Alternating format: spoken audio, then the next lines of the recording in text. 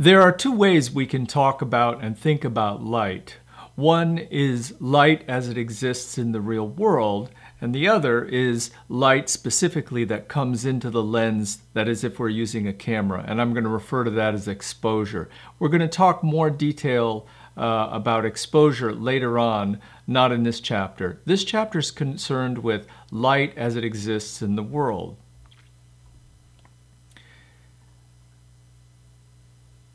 You know, it goes without saying that light is how we receive images. We don't receive images directly yet, you know, through neural implants or something like that. We receive images through light passing into our eyes and so on. And I guess it's a no-brainer, but it's important to remember that those images are how we tell our stories.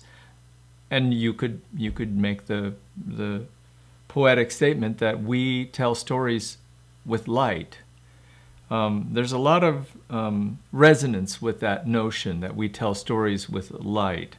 Literally, we tell stories with images, but also figuratively, the quality and kind of light that we use with our images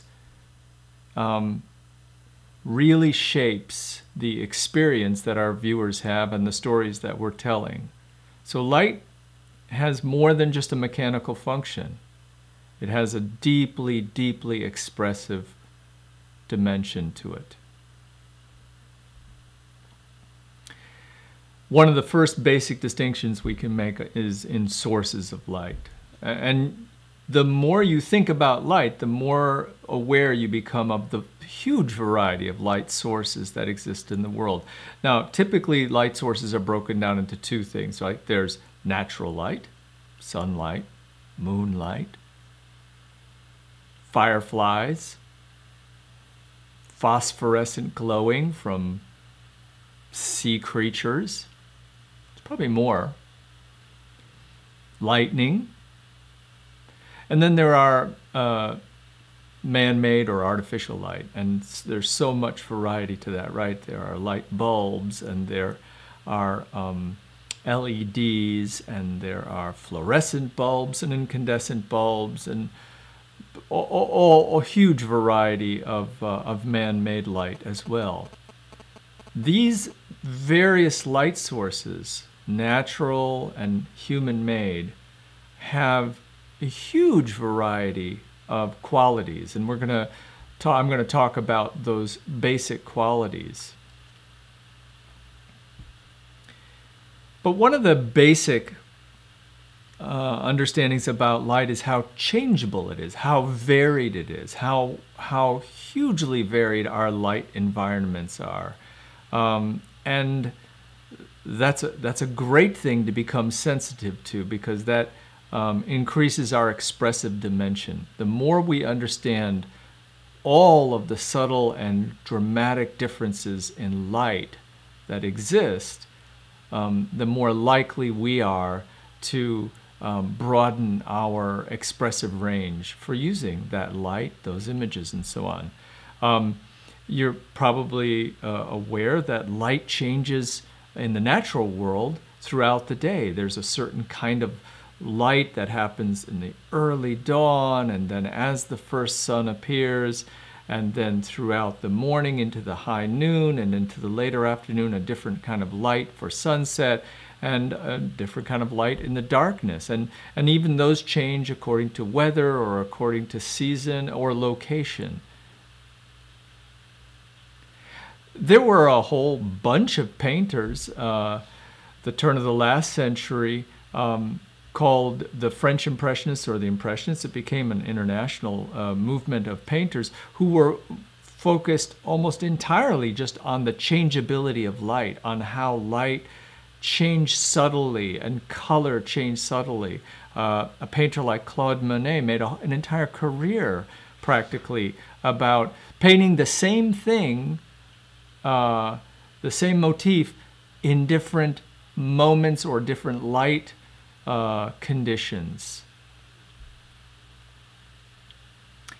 And clearly, though the common person who doesn't make pictures, you know, who is not a professional photographer or a videographer, may not be aware of all of this variety of light and this expressive dimension to light. All viewers are affected dramatically by the use of light in media. There are certain directors whose light we crave, you know, whose light we enjoy, whose light environments we enjoy inhabiting. These are, here, this is from Spielberg, you know. Many directors are fastidious about the light that they want for certain scenes or for the entire movie that they're shooting. It's terribly, terribly important, not incidental.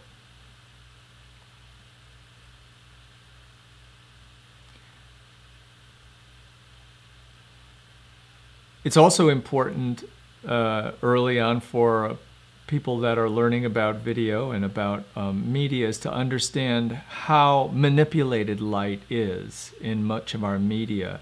That it's a huge portion of the production costs and logistics is all of the equipment, all of the people, all of the crew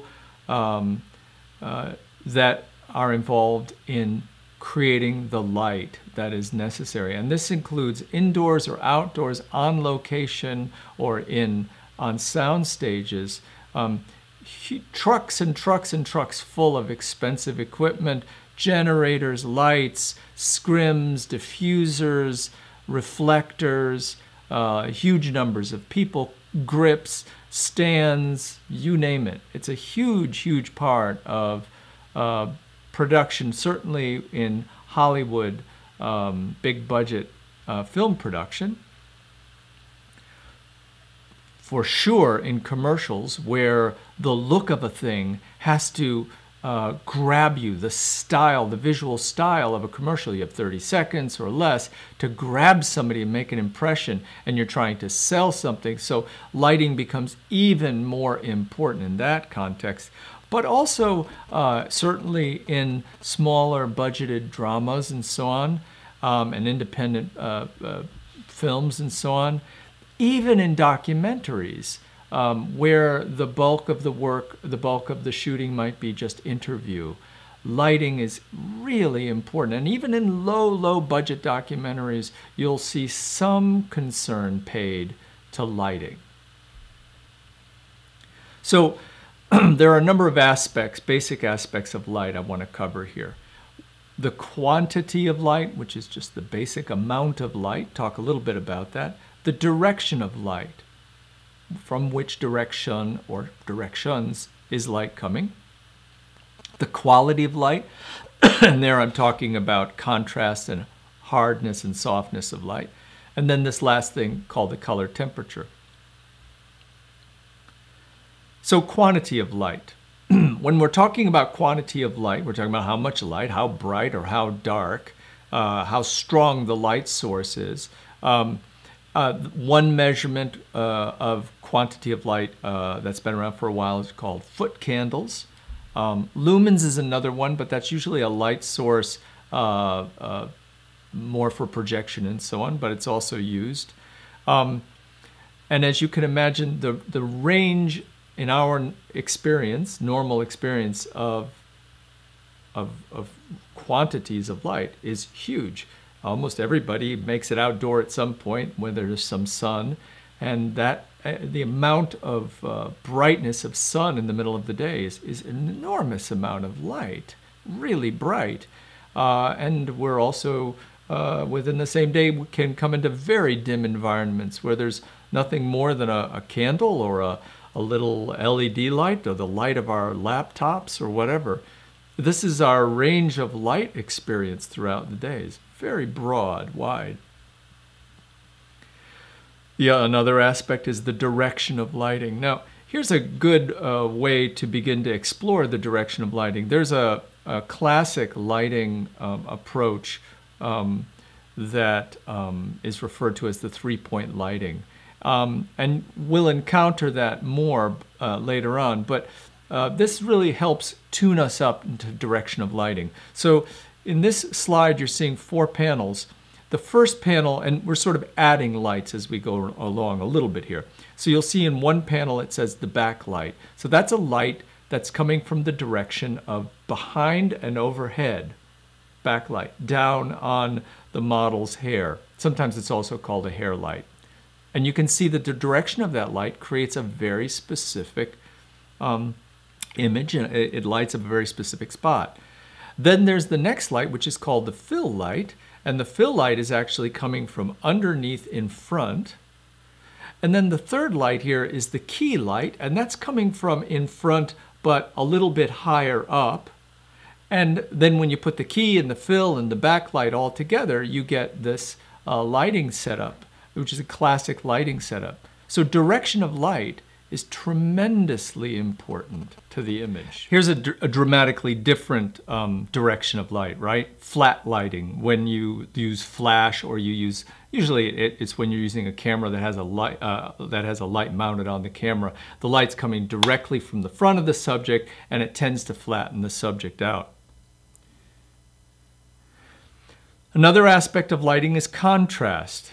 So low contrast images are images that the difference between the bright and the darkest area in the image is not much, whereas high contrast, the difference between the brightness and darkest areas is dramatic and large. You can see how that has a different feel and a different sort of expressiveness to it. Also is the notion of high key images in which the majority of everything in the shot is very bright.